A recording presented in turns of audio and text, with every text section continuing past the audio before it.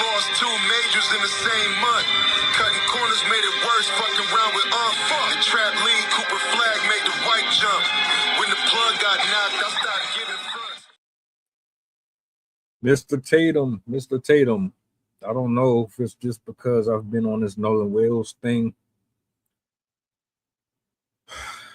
The algorithm is pulling up all types of receipts, man. And I don't know if you're going to be too happy with this one. I don't think they like you very much. I don't.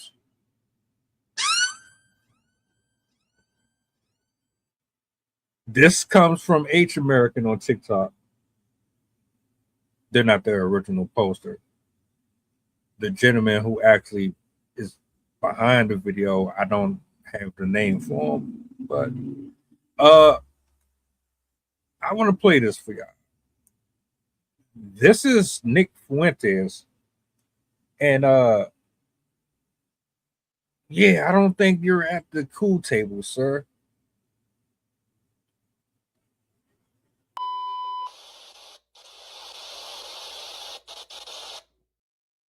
Family. Welcome to the International Chuck and Jive Championships, where last year's winner, Stephen A. Smith, will be trying to hold off this year's world winner, Officer Tatum. Say, fam, we need to do that, though. We need to have that competition. Man, the competition would be stiff. Oh, it's a bunch of them. Anyway, fam, does anybody remember when career racist Nick Fuentes went in on Officer Tatum? They were supposed to be boys. Next thing you know, boom. Reminder, white supremacy always discards its tools when it's done with them. Officer Tatum got his wake-up call, but he's still trying to pretend that he's asleep. Check out what this dude said about it. Thank you, man. Yeah, dude, he's a that is a straight up that's just what he is. He does it for free. He goes, I don't take money from Israel. I don't take money. Oh, you do it for free then? Wow. Good boy. Wow. Good job, Ossifer. Ossifer, please. I can't breathe. Ossifer. Good job, Ossifer Tatum. You do it for free. Good boy. He's shilling for Israel for free. Don't even need to get paid. That's a good boy. Julia Stomp sent 25. Now, here's the deal, fam. These people talk about this dude like that all the time. Let me tell you something, Race Batum Tatum.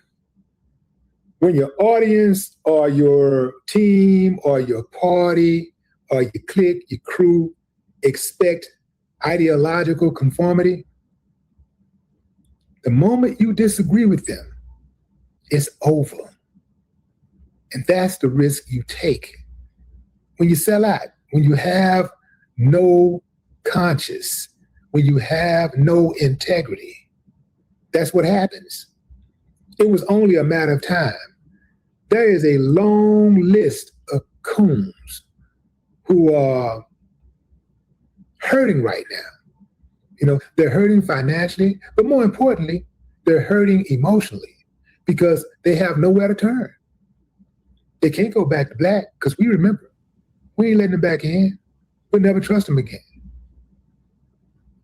The white folks never trusted him from the jump. Tatum running everywhere. He's running to any white open arms he can find and trying to find refuge. But he can't get none. He can't get none because none of it is genuine. He really believes that he can throw his own people under the bus, and another group of people are going to accept him. They're going to like him. No, they're going to use him, but they'll never accept him. They'll never respect him. And that's the sad part about his life. What he's chasing, he'll never catch. Yeah, fam, it's bad. This dude, grown-ass man. I said it once and I'll say it again. As a representation of the black community, there is a stereotype, a stigma, a dark cloud that follows you.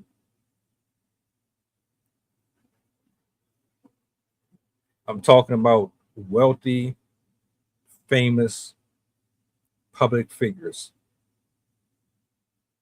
You open your mouth about anything political, you talk about dating, you talk about food, beverage, vaccines, medical, religion, anything that is going to cause a rift in any way, financially,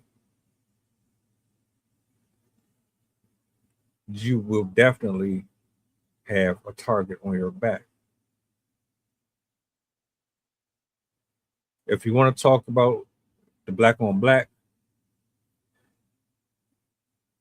the indiscriminate promiscuity, if you want to talk about anything that has to do with this country and it's fair across the board, I don't give a damn who you are. But if you are what I'm consistently seeing being described as a sellout, a Uncle Tom, someone trying to fit in, and your position is wherever benefits come to you, proceeding with all types of raiment, then I can't rock with that. I've had a couple of y'all say he's a pretty decent person,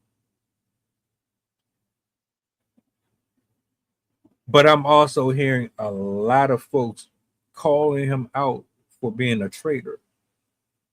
I've seen enough clip footage, audio, testimony to hear the grifting in his delivery, in his style, in his niche. You know what this reminds me of? A person who knows how to be hated and loved at the same time.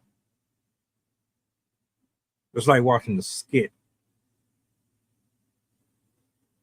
Rage bait is not really them, but they know what the audience wants to see and hear.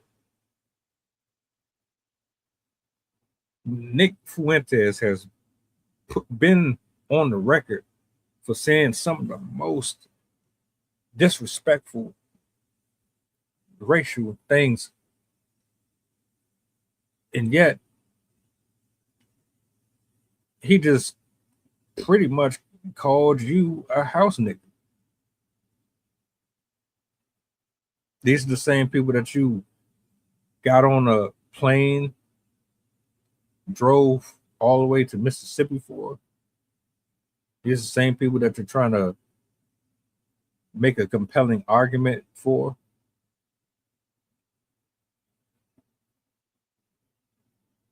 I need to do a little more digging. I need to know how much you defend Black culture versus actually go against it. But this is nasty work. Why am I seeing more narratives around you being the light-skinned houseboy than somebody who is actually trying to expose just good and evil in general? Why is most of your content about black on black or just black people in general? How is it that this brother could just pretty much embarrass you like that and you still waver? You're still like over there on that side. What am I missing? Please tell me. Are you for what's right and wrong, or are you for what's right for you? Oh, my bad. What's right for you?